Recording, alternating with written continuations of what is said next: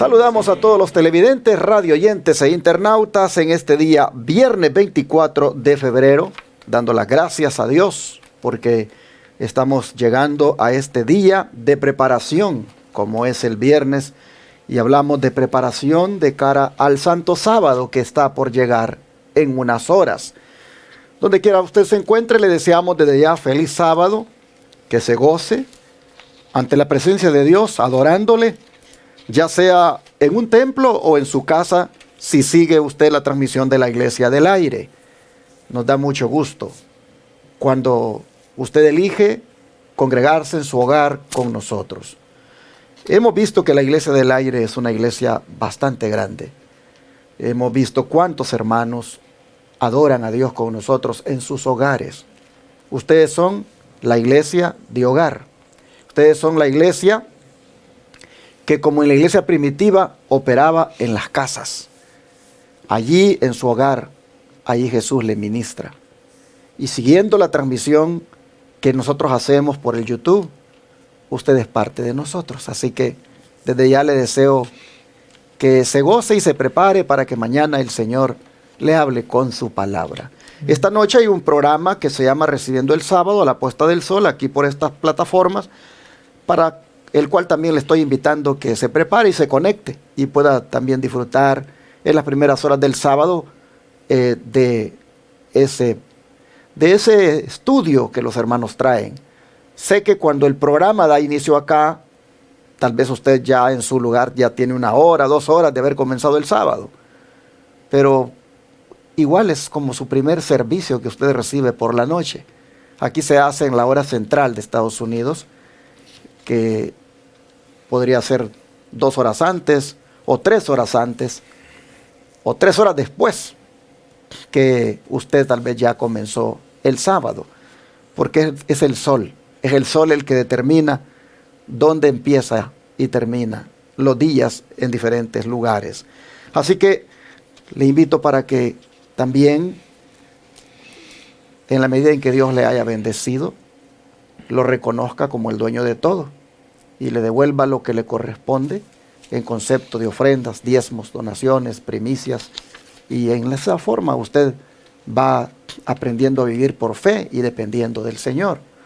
Nuestro ministerio o nuestra iglesia, usted sabe, es un lugar donde también colocamos diezmos, ofrendas y donaciones, y si siente ese llamado, si quiere usted ser parte de esta iglesia, ya sea porque sea día de la Iglesia del Aire o porque se congregue físicamente y quiere usted aportar sus recursos, ya usted puede ver en la pantalla las maneras. Desde los Estados Unidos hasta fuera de los Estados Unidos, todos pueden aportar en esta iglesia. Tome nota de las maneras. Solo le doy el número para darle detalles, el 214-881-4029, que es este teléfono que siempre su servidor tiene, el WhatsApp más 1-214-881-4029, para darle detalles de cómo usted puede mandar diezmos, ofrendas, donaciones especiales a este ministerio, o darlo incluso en el instante de su tarjeta de débito o crédito. También le pongo aquí en la pantalla, en Colombia, cómo usted puede aportar los diezmos y ofrendas. Ahí está. Puede usted entregar o consignar a esa cuenta de banco que está en Bancolombia. Es la cuenta de nuestro ministerio allá. Y esos diezmos, ofrendas y donaciones se han de usar para desarrollar la obra misionera allí en el proyecto médico misionero que haremos en el Centro de Estilo de Vida, allá en la vereda Palermo, municipio Río Sucio, departamento de Caldas. Estamos en la etapa de recolección de fondos para iniciar, para dar por realidad el proyecto. Así que en la medida en que los hermanos de Colombia aporten en esa cuenta de ahorros que está ahí enfrente de usted, pues se va a hacer realidad este proyecto. De antemano, Dios bendiga a todos los que aporten allá en Colombia y que aporten aquí en Estados Unidos, para que sigamos adelante con la proclamación del mensaje de los 3 ángeles y al mismo tiempo atendiendo a los enfermos gratuitamente. Y ahora permítanme dar un anuncio de último momento. La predicación que su servidor tendría para mañana sábado 25 de febrero en la iglesia de San Antonio, por motivo de fuerza mayor, se pospone para el siguiente sábado 4 de marzo. Así que nuevamente reitero la invitación para los televidentes del canal 51.3 de San Antonio, Texas, para que nos juntemos en la Iglesia Advenimiento de San Antonio el sábado 4 de marzo, ya que mañana no podré estar por motivos de fuerza mayor. Espero amablemente su comprensión. Pero aprovecho para decirle a los televidentes del canal 52.7 del área de Dallas y sus alrededores que vengan con nosotros a la ciudad de Irving, Texas, a la Iglesia Advenimiento del Séptimo Día Los Tres Ángeles, donde tendré el privilegio de predicar este sábado 25 de febrero. Desde las 9 de la mañana en adelante, adoraremos a nuestro Dios con el estudio de la lección de la escuela sabática y posteriormente su servidor a eso de las 11 presentará el mensaje de Dios para nuestras vidas. A todos los que vivan en la ciudad de Irving, Texas, Grand Prairie, Arlington, las ciudades vecinas en Dallas, que miran nuestro canal 52.7, les invitamos para que vengan y adoren a Dios con nosotros y le demos honra y gloria al único que se la merece, al Dios Todopoderoso. Les esperamos este próximo sábado. Voy ahora a dejar que mi hermano Javier Saltos, quien me ha acompañado toda la semana, les salude y que luego ore también para que comencemos el resumen que hacemos de la lección. Así que adelante, hermano Javier. Pastor, Dios le bendiga. Feliz día. También a nuestros hermanos, Dios les bendiga. Un día muy hermoso porque ya se acerca el sábado, viernes, día de preparación. Así que esperamos que este día usted pueda hacer los preparativos necesarios para poder entrar al sábado y dedicar ese día 100% al Señor. Así que antes de empezar esta escuela sabática, vamos a orar, vamos a tener una palabra de oración para poder entrar en el resumen de toda esta semana. Vamos a orar. Padre Celestial, estamos agradecidos por la oportunidad que nos da de poder llegar a este día, Señor, donde podemos hacer los preparativos para poder entrar al día santo que usted ha declarado desde el principio, que tenemos que guardarlo, querido Dios, por amor a usted. Amén. Un día en que podemos adorarlo en espíritu y en verdad, como dice su palabra. Un día en que podemos, Señor, encontrarnos con usted a través de las predicaciones, a través de su palabra, a través, hermano, de la comunión entre hermanos, la comunión entre hermanos ahí en la iglesia, Señor. Bendíganos y que podamos entrar en este día preparados y dispuestos, Señor, a adorarle como usted se lo merece.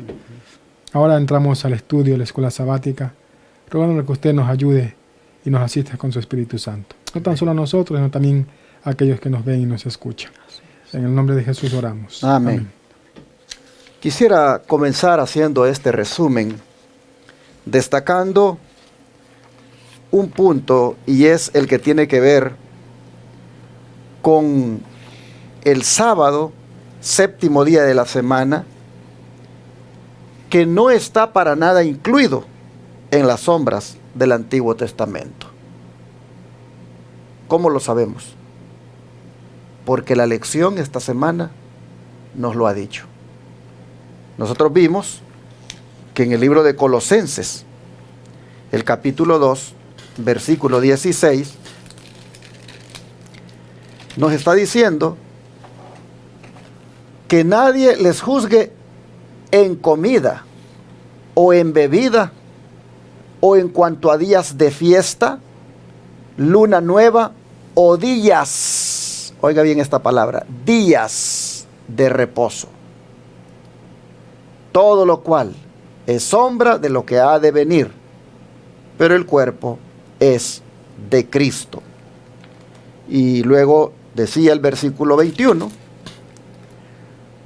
tales como no manejes, no gustes, ni aun toques. Estas cosas que los judíos estaban prohibiendo tenían que ver con ceremonias y no estaban para nada teniendo que ver con el sábado semanal, el séptimo día. La expresión días de reposo es una expresión o es una frase que se refiere a los sábados ceremoniales. No está hablando de la celebración semanal del día séptimo de la semana que Dios estipuló al terminar la creación. No, hermanos. Es lamentable que estén utilizando los que, dice Pablo, tuercen las escrituras para su propia perdición. Es lamentable que estén utilizando este texto para aplicarlo al sábado. El que crea que el día de reposo quedó clavado en la cruz, pues entonces debe creer también que ahí quedó clavado en la cruz el honrar a su padre y a su madre. El que crea que el sábado quedó clavado en la cruz, debe creer también que ahí quedó clavado en la cruz el no cometer adulterio, el no matar, el no robar, el no levantar falso testimonio, el no codiciar, el tener dioses ajenos, la idolatría. Todo eso quedó clavado y podemos hacer de todo, de todas las cosas que prohíbe la ley de Dios, porque como ahí quedó clavado. Ah, no, dicen, pero es que esas cosas no quedaron clavadas. Ay, ¿cómo puedes razonar de que un mandamiento sí quedó clavado y los otros 9 no? Por eso siempre hemos dicho, no tiene lógica, no tiene base lógica el argumento que estos falsos ministros enseñan en los púlpitos. No está hablando para nada aquí del sábado como día de reposo. No está hablando aquí de los 10 mandamientos de la ley de Dios. Todo lo que tiene que ver este pasaje es, hermanos, con la ley ceremonial que se cumplió en Cristo. Claramente dice el versículo 17, todo lo cual es sombra de lo que ha de venir, pero el cuerpo es de Cristo. Así nosotros vemos que el sábado, séptimo día, no está incluido en las sombras del Antiguo Testamento. El sábado semanal no era sombra de Cristo. Los sábados ceremoniales, esos sí eran sombra de Cristo. ¿Y cuáles eran los sábados ceremoniales? Eran los días de la semana en los cuales caía una celebración de las festividades que Israel tenía que celebrar. Si caía el día de la Pascua en miércoles, ellos le llamaban día de reposo y ese se convertía en un sábado ceremonial. Si caía la fiesta de las cabañas, por decir algo, el día más solemne en martes, pues ese será un día de reposo. Y así cada una de las fiestas, cuando caía la fecha de celebración, el día principal, en un día de la semana, le llamaban día de reposo. Pero esos eran sábados ceremoniales, que no tenían nada que ver con el sábado semanal del séptimo día. Y esos sí eran sombras de aquello que había de venir, que era prácticamente la salvación en Cristo. Así que, hermanos, no podemos nosotros estar confundidos en esto, aunque hayan ministros que nos quieren confundir. El séptimo día de la semana, Dios lo creó y Dios lo hizo en el Edén, cuando acabó la creación. Y Él dio 3 características para ese séptimo día llamado sábado. Lo santificó, lo bendijo y lo guardó. Lo reposó, lo bendijo y lo santificó. Cosas que no ha hecho para otro día de la semana. Y es interesante que ese día se va todavía a seguir guardando en el cielo. Isaías 66 lo dice claramente: como los cielos nuevos y la tierra nueva que yo hago permanecerán delante de mí, así permanecerá vuestra descendencia y vuestro nombre. Y sucederá que de mes en mes y de sábado en sábado vendrán toda carne a adorar delante de mí. ¿En dónde? En la tierra nueva y en el cielo nuevo. Hermanos, no ha quedado clavado en la cruz el sábado. No podemos estar de acuerdo con esas doctrinas erradas que se promueven en este tiempo. El sábado, por la gracia de Dios, se seguirá guardando en el cielo y sigue siendo vigente. Y es un día que ese sí de verdad sana las relaciones entre Dios y el hombre. Porque el hombre allí hace la voluntad de Dios al guardarlo. Dice el don de profecía que al bendecir el séptimo día en el Edén, Dios estableció un recordativo de su obra creadora, y que el sábado fue confiado y entregado a Adán, padre y representante de toda la familia humana, y su observancia había de ser un acto de agradecido reconocimiento de parte de todos los que habitasen la tierra, de que Dios era su creador y su legítimo soberano, y de que ellos eran la obra de sus manos y los súbditos de su autoridad. De esta manera, la institución del sábado era enteramente conmemorativa y fue dada para toda la humanidad, y no había nada en ella que fuese oscuro o que limitase su observancia a un solo pueblo. No hay tal cosa que solo es para los judíos. El sábado es para toda la humanidad. Hasta los animales quiere Dios que no trabajen el sábado. Bueno, así vemos de que no está clavado en la cruz, y esto es algo que había que destacarlo, que no está incluido en las sombras del Antiguo Testamento, que sí fueron clavadas. ¿Qué encontraste tú interesante? Bien, pastor, entonces, ¿cuáles son las características distintivas de las dos leyes? La moral y la ceremonial. ¿Qué es lo que distingue estas dos leyes? Bueno, a mí me llamó la atención el versículo que Pablo había tocado en Hebreos 10, capítulo 1, dice: porque la ley, teniendo la sombra de los bienes venideros, no la imagen misma de las cosas, nunca puede, por los mismos sacrificios que se ofrecen continuamente cada año, hacer perfectos a los que se acercan a él. ¿De qué ley está hablando Pablo aquí? ¿Será que está hablando de la ley moral o la ley ceremonial? Pues sin duda vemos que está hablando de la ley ceremonial, más no la moral. Por eso que, ¿cuál es lo que distingue estas dos leyes? ¿Qué es lo que la hace diferente la una de la otra? Bien, la sierva lo explica de una manera extraordinaria. Ella le dice en el comentario bíblico adventista, al tomo 6, la página 1094. El pueblo de Dios, a quien él llama a su tesoro peculiar, tuvo el privilegio de tener un sistema doble de ley. Un privilegio. Dos leyes. La moral y la ceremonial. ¿En qué consistía la ley moral?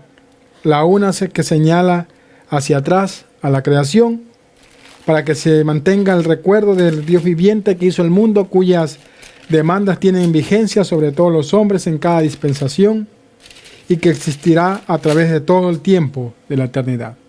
La ley moral, la ley de los 10 mandamientos que fue dada en el Sinaí, hermanos, nos hace recordar la creación, que Dios creó todo este mundo, que Dios es nuestro legítimo soberano sobre todas en este mundo. En cambio, la otra, la ceremonial, ¿qué es lo que le distingue? Pues la otra dice: la ceremonial dada debido a que el hombre transgredió la primera ley, la moral, y cuya obediencia consistía en sacrificios y ofrendas que señalaban la redención futura. Cada una es clara y es diferente de la otra. La una señala, hermanos, la creación de Dios, y la otra señala la redención futura a través de Cristo Jesús. Todo lo que se hacía en la ley ceremonial señalaba a Cristo como el Cordero de Dios que quita el pecado del mundo. Señalaba a ese que iba a venir a morir por cada uno de nosotros en la cruz del Calvario. No podemos dejar de destacar también el hecho de que debido a tantas muertes hayamos perdido, hermanos, la actitud de sensibilidad en cuanto al pecado, que es prácticamente la causa por la cual existe la muerte. Es que miren, hermanos, si no hubiera habido pecado, ni los animales hubieran sufrido que alguien tuviera que cazarlos para comérselos.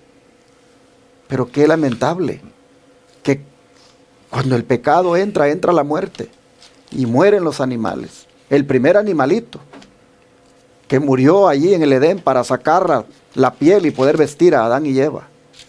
Los animales que tuvieron que morir cuando los descendientes de Adán y el mismo Adán siguió ofreciendo el sacrificio. Pero qué triste es cuando se vuelve eso tal vez tan normal y natural que ya no se medita en la gravedad del pecado. Mire usted cómo hubieron hombres que por la gracia del Señor nunca perdieron de vista lo que eso representaba en cuanto, por ejemplo, a ofrecer un animal inocente. Abel, ¿qué se dice de Abel? En Hebreos 11:4, que él ofreció a Dios un más excelente sacrificio que Caín, y alcanzó testimonio de que era justo, dando Dios testimonio de sus ofrendas, y muerto aún habla por ella.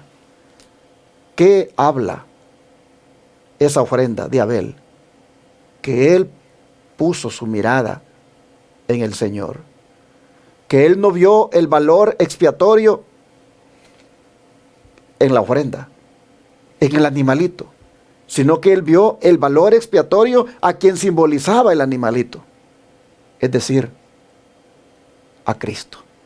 Abel miró a Jesús como su redentor. Cuando dice que dio testimonio de su fe, lo que él hizo, y que fue justo, hermano, lo que dice es, fue perdonado por Jesús, porque él miró en ese animalito el símbolo de Jesús. No perdió de vista aquello. Y como hoy en día, al ver tanta muerte, pues no pensamos, ¿verdad?, en lo lamentable que ha sido la desgracia del pecado, y cómo Jesús es la respuesta o la solución para esa desgracia. Y cómo Jesús viene a este mundo para morir y darle esperanza, solución a aquellos que caen en la desgracia del pecado. De manera, hermanos y hermanas, que ahora hagamos como Abel y miremos al Redentor, miremos a Jesús. Hagamos como Adán, que miraron tanto él como sus hijos, en el caso de Abel, para ser más específico, a Cristo como el que podía expiarles.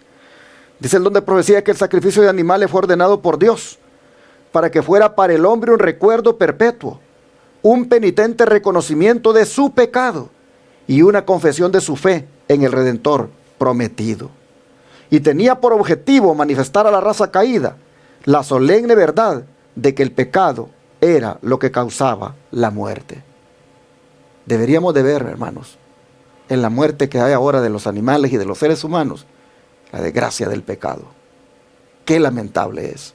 Y cómo necesitamos nosotros odiar el pecado y buscar a Jesús de corazón para dejar el pecado y que el Señor nos lo perdone. En el sistema ceremonial se buscaba que el pecador viera la enormidad de su pecado, viera lo horrible que era el pecado, que le quitaba la vida a un animal inocente, pero que mirara también por fe a aquel que inocentemente vendría también a cargar con todos nuestros pecados. ¿Qué más encontraste? Sí, me llama la atención de que por qué los judíos no aceptaban, ¿verdad? O no comprendían que este sistema ceremonial ya había terminado cuando Cristo murió en la cruz.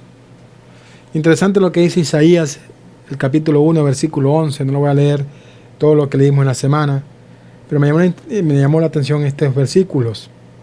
¿Para qué me sirve, dice Jehová, la multitud de vuestros sacrificios? Hastiado estoy de holocaustos, de carneros y de cebo de animales. Versículo 13 dice, no me traigáis más vana ofrenda, el incienso me es abominación, luna nueva, día de reposo, el convocar asambleas, no lo puedo sufrir, son iniquidad vuestras fiestas solemnes.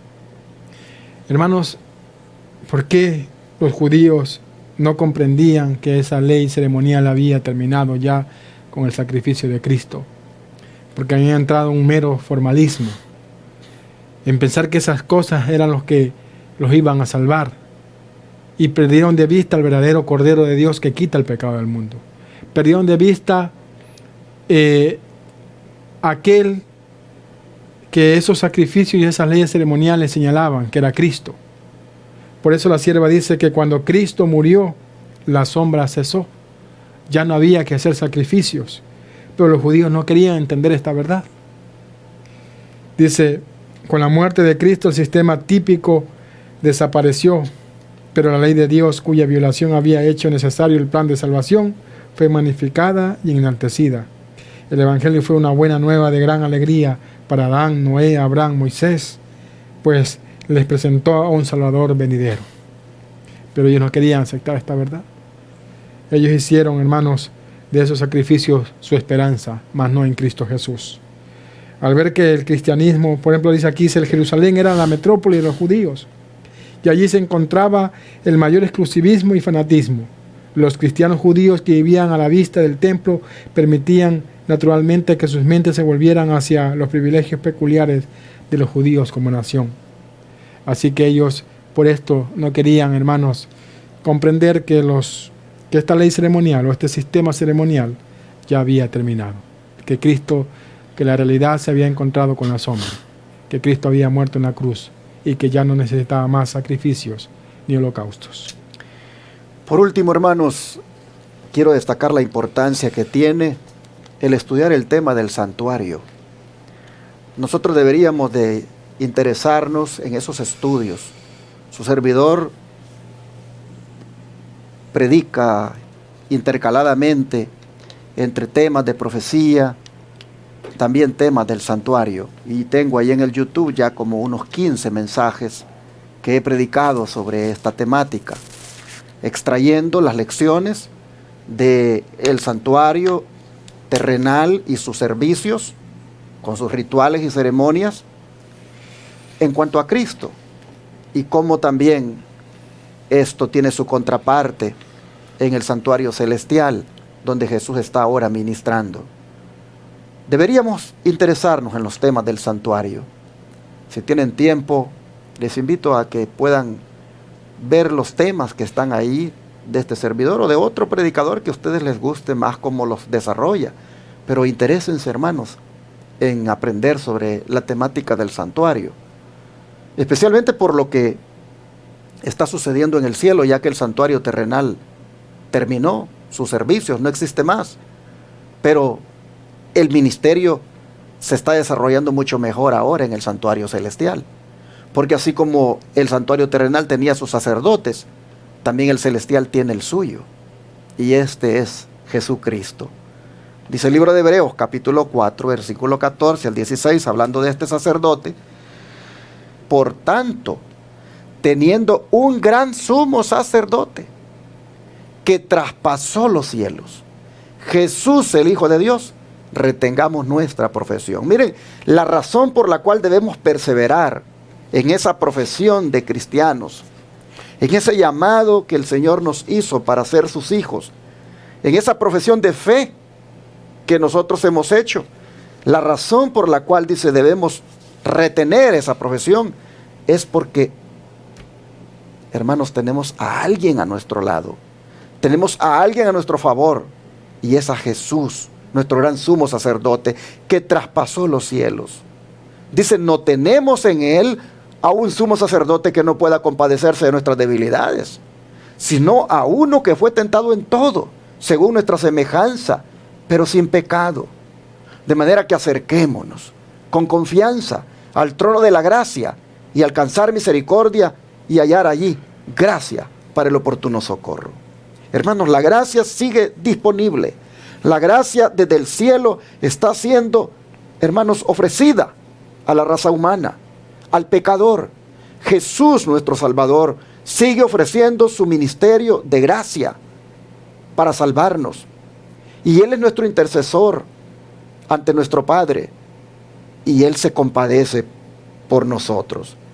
Dice que nosotros, dice el don de profecía, debemos exaltar a Cristo como el mediador del hombre en el santuario celestial, en quien se concentraban todos los sacrificios de la dispensación del Antiguo Testamento, y por cuyo sacrificio expiatorio los transgresores de la ley de Dios pueden hallar paz y perdón.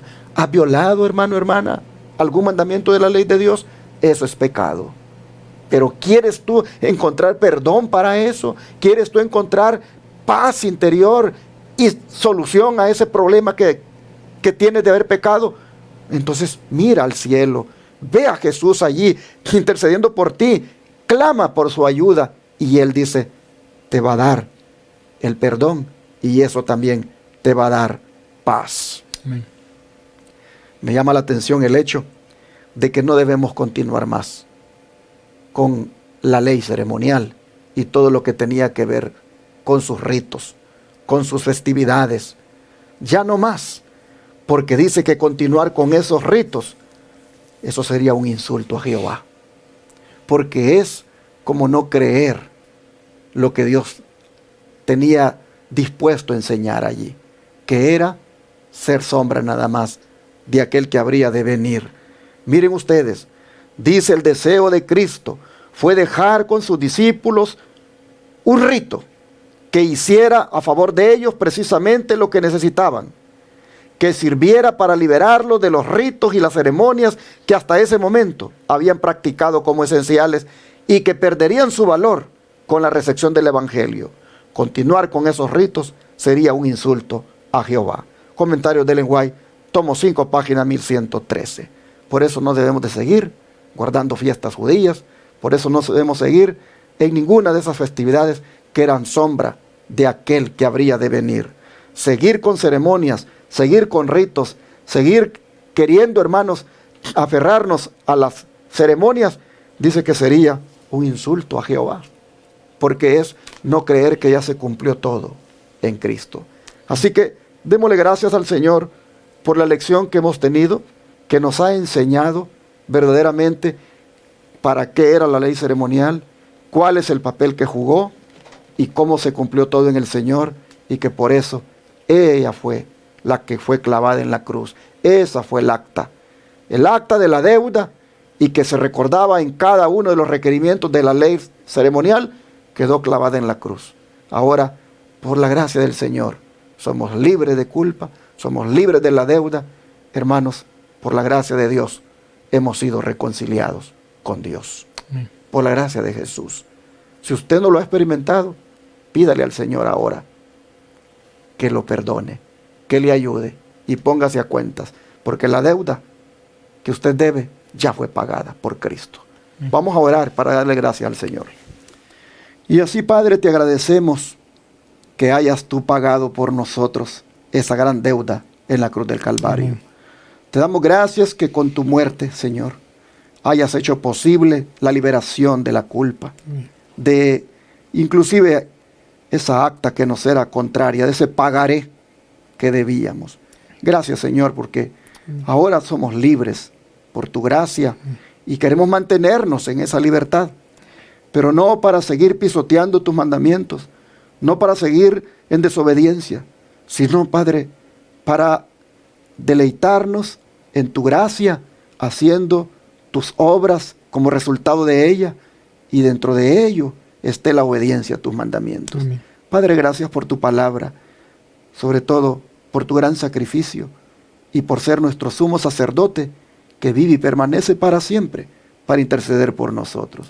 Hasta el trono de la gracia acudimos hoy para pedir ayuda, para pedir fuerza, para pedir, Señor, que nos sostengas con tu mano derecha. Amén. Te lo pedimos en el nombre de Jesús. Amén. Amén.